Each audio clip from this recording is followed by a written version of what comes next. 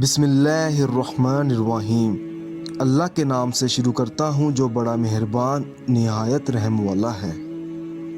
अस्सलामु अलैकुम नाज़रीन, उम्मीद करता हूँ कि आप सब लोग खैरियत से होंगे। आप देख रहे हैं हमारा channel Zoya life health care. अगर आपने अभी तक हमारा चैनल सब्सक्राइब नहीं किया तो ज़ोया लाइफ हेल्थ केयर को सब्सक्राइब करना हरगिज़ मत भूलें।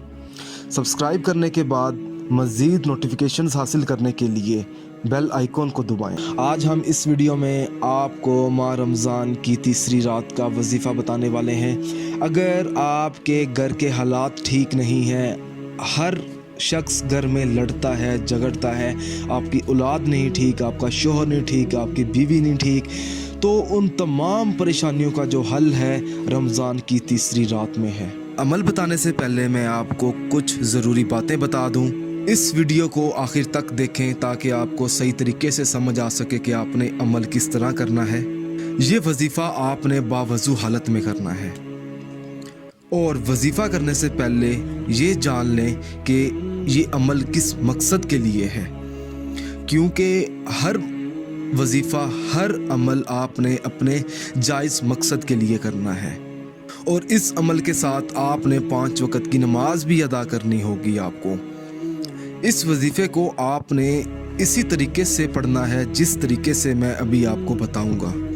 आपने करना ये है कि सबसे पहले तो इशा की नमाज अदा करनी है, उसके बाद आपने अपने सेहन में बैठ जाना है। सबसे पहले आपने बिस्मिल्लाहिर्रहमानिर्रहीम पढ़नी है, उसके बाद आपने दरूद मुक़द्दस का विर्द करना है 41 मरतबा पूरी पढ़नी है। उसके बाद आपने एक बार सूरत इखलास पढ़नी है, उसके बाद आपने 7 मरतबा आयतल कुर्सी पढ़नी है, उसके बाद आपने दुरूद शरीफ पढ़कर पानी पर आपने फूंक मार देनी है और वो पानी आपने ख़ुद भी पीना है, अपने बच्चों को भी पिलाएं।